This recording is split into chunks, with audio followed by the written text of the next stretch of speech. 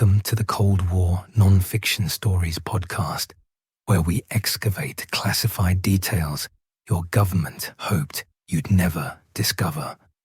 And here we go.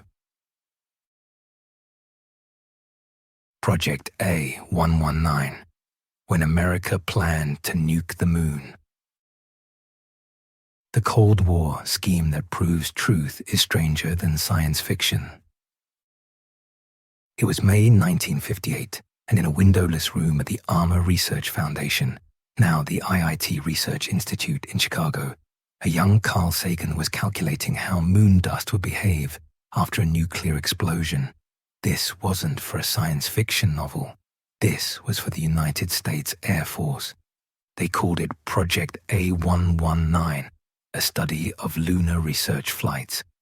But behind that boring title was something spectacular in its absurdity. A plan to detonate a nuclear bomb on the moon as a giant middle finger to the Soviet Union. Because when you're losing the space race, apparently the logical response is lunar crater creation with atomic weapons. The beautiful madness of the moon bomb. To understand Project A119, you need to understand the panic of 1957. The Soviets launched Sputnik in October, and America collectively lost its mind. That beeping basketball in space meant the communists were winning. They had the high ground. They could drop bombs from orbit. They couldn't, but nobody knew that yet. America needed a win. Something big, something visible. Something that would make the whole world say, "Holy crap, don't mess with America." Enter Leonard Rifle, a physicist at the Armor Research Foundation. The Air Force approached him with a simple question. What would happen if we nuked the moon? Not, should we nuke the moon? Just, what would happen? The distinction matters. It reveals how Cold War thinking worked. First, you figure out if you can do something insane. Then maybe you ask if you should. The science of lunar nuclear vandalism. The team Rifle assembled was small but brilliant. Carl Sagan, just 24 years old, was brought in to study the dust cloud. His job: calculate where to detonate the bomb so people on Earth could see it with their naked eyes. Think about that. One of the greatest scientific minds of the 20th century spent months figuring out the best way to vandalize the moon for propaganda points. The plan was specific. Use a W-25 warhead, small, light, perfect for missiles. Hit the terminator, which is the line between the moon's light and dark sides. Detonate at lunar sunrise so the sun would backlight the explosion. Create a dust cloud visible from Earth without telescopes. The Air Force wanted the whole world to see American power written across the night sky. The team that almost broke the moon. Leonard Rifle ran the show. A respected physicist, he later admitted the project was about intimidation, pure and simple. It was clear the main aim of the proposed detonation was a PR exercise, he said in 2000. The team included 10 people. Besides Sagan, there were specialists in physics, mathematics, and astronomy. All of them signed secrecy agreements. All of them spent 8 months planning something that sounds like a supervillain plot. Sagan's role was very important. He calculated that the moon's low gravity and lack of atmosphere would create a unique explosion pattern. The dust would spread differently than on Earth. It would be visible, dramatic, and unprecedented. He even wrote papers about it. Scientific, peer-reviewed papers about the best way to nuke the moon.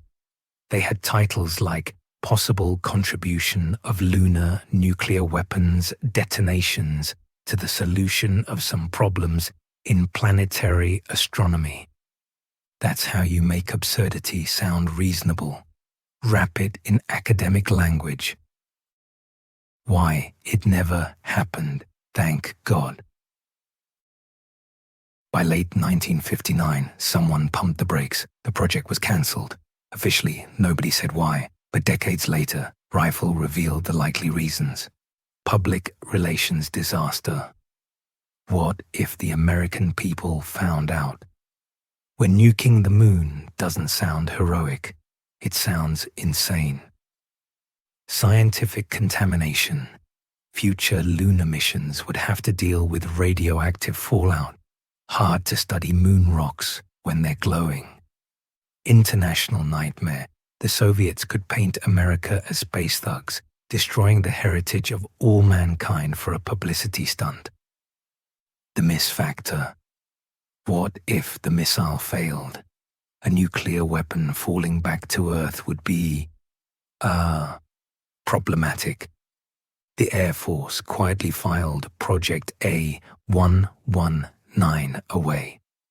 For 40 years, it stayed buried in classified archives. The secret that almost stayed secret.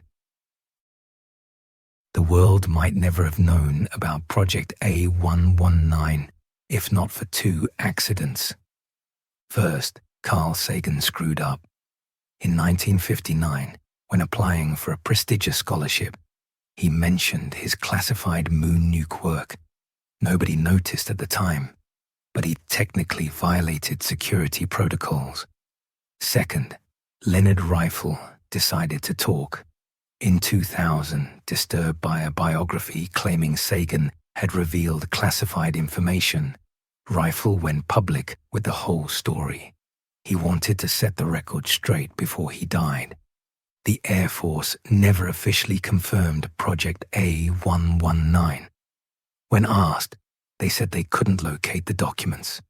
How convenient to lose the paperwork for that time you planned to nuke the moon. What this means today. Project A119 matters because it shows how institutions think when they're scared.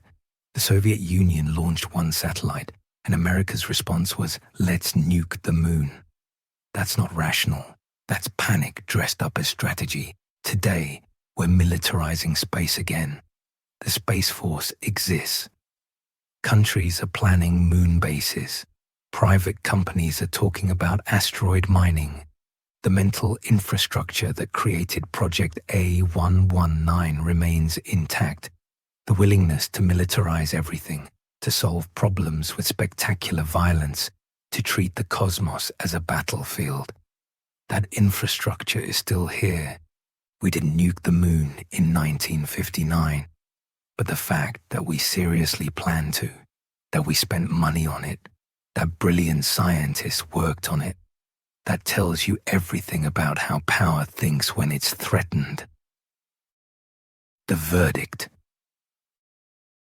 In the end, Project A119 is the perfect Cold War story. It has everything: paranoid generals, mad scientists, but real ones, classified documents, cosmic vandalism, Carl Sagan calculating nuclear moon explosions. The project failed, but its existence succeeded in proving a point. Given enough fear and funding, institutions will plan anything. No idea is too insane if you can wrap it in enough paperwork and classification stamps. Somewhere in Carl Sagan's papers are calculations for destroying the moon's pristine surface. Somewhere in Air Force archives are plans for history's most expensive fireworks show. Somewhere, someone thought this was a good idea.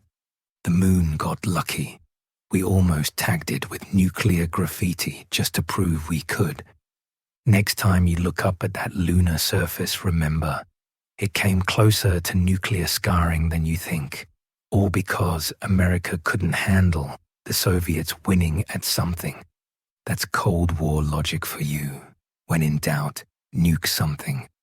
Even if it's 238,900 miles away and bothering nobody. And there it is, another documented descent into the declassified, filed properly, stamped accordingly, and hidden in plain sight for decades. Thank you for listening.